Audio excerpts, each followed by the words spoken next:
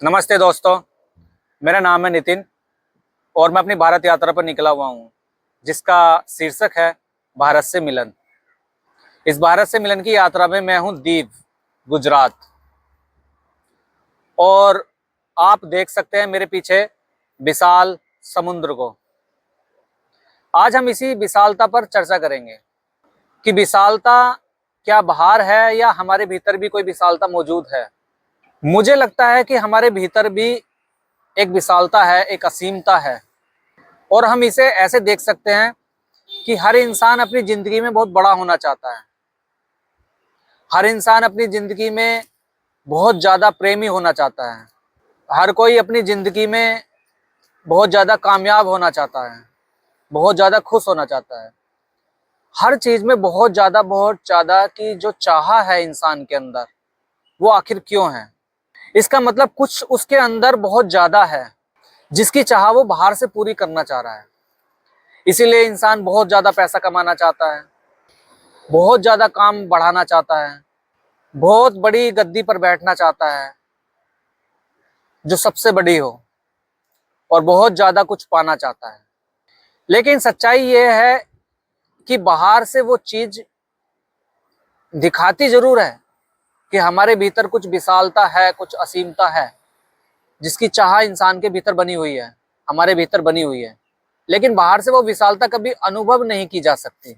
वो केवल इशारा है कि हमें अपने भीतर उस विशालता को खोजना होगा। वो केवल संकेत करती है उस ओर कि देखो तुम्हारे भीतर कुछ असीम है, उसकी तलाश करो। लेकिन चक्कर क्या है कि हम उस असीमता को बाहर से रिलेट करने लगते हैं।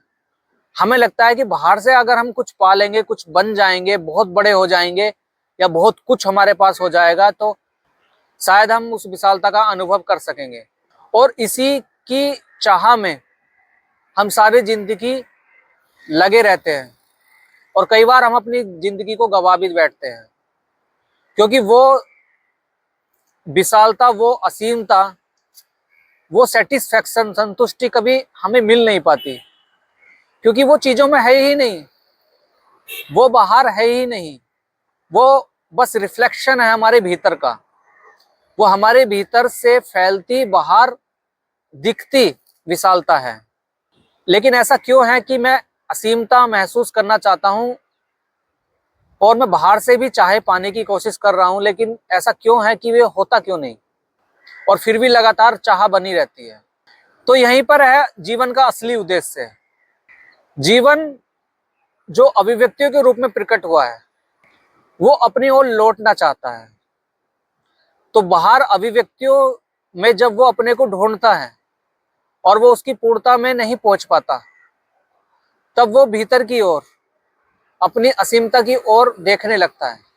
असल में हम क्या करते हैं कि बाहर जब हम किसी चीज को पाने की कोशिश कर रहे हैं या अपनी विशालता को अनुभव करना चाह रहे हैं, तो हमारा जो सीमित मैं है, जिसे हम अहंकार भी कह सकते हैं, हम असल में उसे बड़ा कर रहे हैं।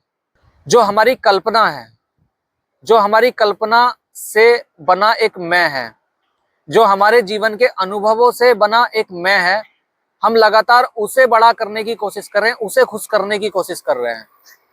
लेकिन उस सीमित मैं के साथ ना कभी पूर्ण संतुष्टि मिलती है, ना कभी पूर्ण खुशी मिलती है, और ना ही कभी उस विशालता का अनुभव होता है।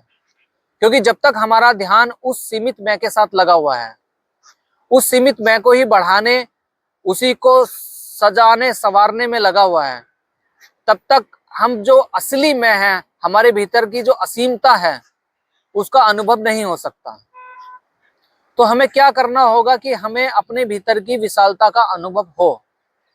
तो हमें धीरे धीरे ये देखना होगा कि हमारा मैं है, जो अहंकार है, हम उसी को एक तरह से ईंधन दे रहे हैं, उसी को पुष्ट कर रहे हैं। अपने विचारों, अपनी सोच और अपनी कल्पना के द्वारा लगातार हम उसे पोषित कर रहे हैं, हम उसे बड़ा करने की कोशिश कर रहे हैं।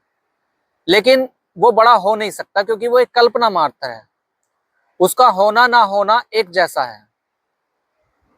तो जब हमें ये दिखने लगता है कि हम जो भी चाहत कर रहे हैं, कुछ बनना चाह रहे हैं, तो क्यों बनना चाह रहे हैं? क्योंकि हम अपने उस मैं को पोषित कर रहे हैं, हम उस मैं को बढ़ाना चाह रहे हैं, तो फिर धीरे धीरे हमारा मन उस ओर देखने लगता है जहां वो असीमता है, जहां वो विशालता का अनुभव है, जहां पूर्ण संतुष्टि है। यही वजह है कि समुद्र के पास अगर हम खड़े हैं तो हमें खुशी का अनुभव होता है, हमें शांति का अनुभव होता है, क्योंकि वहां बाहर से ही सही लेकिन एक विशालता का अनुभव है जो हमें भीतर के रिफ्लेक्शन से महसूस हो रहा है। ऐसे ही जब हम कभी खुले आकाश को देखते हैं तब भी हमें खुशी का अनुभव होता है, आनंद का अनुभव होता है, एक शांति का अनुभव होता है। वहां भी यही वजह है, क्योंकि वो आकाश भी हमें हमारे भीतर की असीमता का अनुभव करा रहा है। वो आकाश हमें हमारी क्षुद्र सीमित पहचान जो बन चुकी है उसके पार का एहसास करा रहा है। तो अपनी जिंदगी में वो खोजें कि कहां कहां हम अपनी क्षुद्रताओं में खुश हैं, अपनी सीमितताओं के साथ हम खुश हैं, अपने बंधनों में हम जकड़े हुए हैं लेकिन हम मान रहे हैं कि यहाँ हम बड़े खुश हैं। और जब हमें वो जगह दिखने लगेगी तो धीरे धीरे वो बंधन, वो सीमितता अपने आप टूटने लगेगी, और उसके टूटने से ही हमें अनुभव होगा हमारे भीतर की असीमता का, विशालता का। तो अपने जीवन में विशालता को जगह दें, असीमता को जगह दें, ना कि मैंने ये पा लिया, मैंने ये कर लिया, और छोटी छोटी चीजों से अपने मैं को जो पोषित किया है उसको अपने जीवन में जगह दें, उस पर ध्यान लगाए रहें। वो कुछ नहीं है, वो एक बुलबुले की तरह है जो पानी में उठता है और फिर फूट जाता है।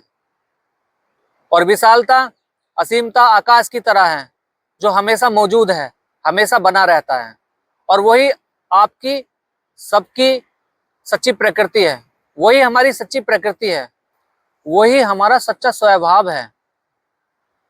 और वहीं पर होता है शांति का एहसास, वहीं पर होता है प्रेम का एहसास। जब तक हम अपनी उस पूर्णता, उस असीमता में नहीं है तब तक प्रेम भी अधूरा है, तब तक हमारी शांति, हमारी खुशी भी अधूरी है, हमारा जीवन भी अधूरा है। तब तक हमने जीवन में कुछ भी प्राप्त नहीं किया, क्योंकि बाहर की सारी चीजें प्राप्त करने वाली, जो भी हम प्राप्त कर सकते हैं, जो भी आज तक किसी ने प्राप्त किया है, वो बस इस ओर इशारा है कि विशालता, असीमता और जीवन की संपूर्णता हमारे भीतर है। बाहर से वो हमें कभी भी पूर्ण और संतुष्ट नहीं कर सकती। तो मैंने अपने जीवन में इस चीज को ऐसे देखा और समझा और अपनी पूर्णता की स्थिति को खोजा। आप भी अपने जीवन में अपनी खोज को जारी रखें और लगातार अपनी उस असीमता और विशालता की खोज करते रहिए जो आपकी सच्ची प्रकृति है, सच्चा स्वभाव है। धन्यवाद।